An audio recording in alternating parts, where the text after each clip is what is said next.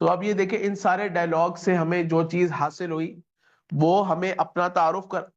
کرانا، دوسرے سے اس کا تعارف لینا، کسی تیسرے بندے کا تعارف کرانا، اور جگہوں کے بارے پوچھنا تم کہاں سے ہو، تھوڑی بہت بات چیت کرنا، گفتگو کا آغاز کرنا، گفتگو کا اختتام کرنا، کچھ پیشوں کا بتا دینا، یہ ساری چیز ہمیں ایک تعارف سے حاصل ہو گئی۔ اب فرض کریں اب آپ لوگوں کو اس قابل ہونا چاہیے یہ ڈائلاگز پڑھنے کے بعد کہ آپ اپنا تعارف کرا سکیں، دوسرے کا تعارف پوچھ سکیں ابتدائی۔ کیسے؟ اتنا فرض کر لیں میرے ساتھ میرا بھائی ہے، اب آپ لوگوں سے میں مل رہا ہوں تو میں کہوں گا السلام علیکم، آپ کہیں گے وعلیکم السلام ورحمۃ اللہ، میں کہوں گا اسمی اسامہ مسمو کا، آپ کہیں گے فرض کریں سامنے ہے اسمی فیضان، وہ فیضان ہے، وہ کہے گا اسمی فیضان کیف حالک یا اسامہ، میں کہوں گا الحمدللہ انا بخیر وکیف حالک انت یا فیضان، تو فیضان کہے گا الحمدللہ بخیر، من این انت یا اسامہ، میں کہوں گا انا من پاکستان، انا پاکستانی، وما جنسیتک انت یا فیضان، فیضان کہے گا انا پاکستانی کذالک، انا من پاکستان، پھر وہ کہے گا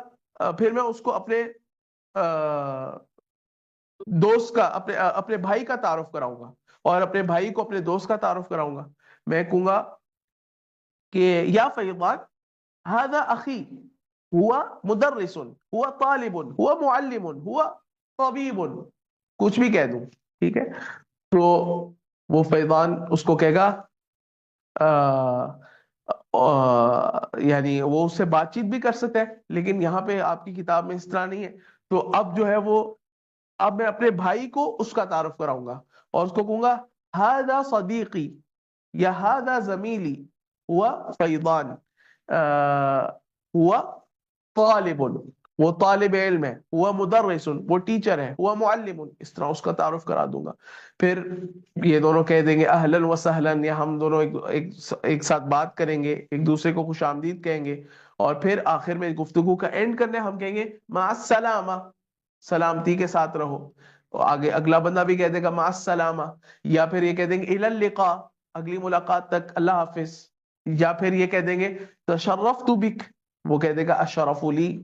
یا انا کذالک تشرف بک، اس طرح کہہ دے گا۔ تو اس طرح ہماری گفتگو مکمل ہوئی۔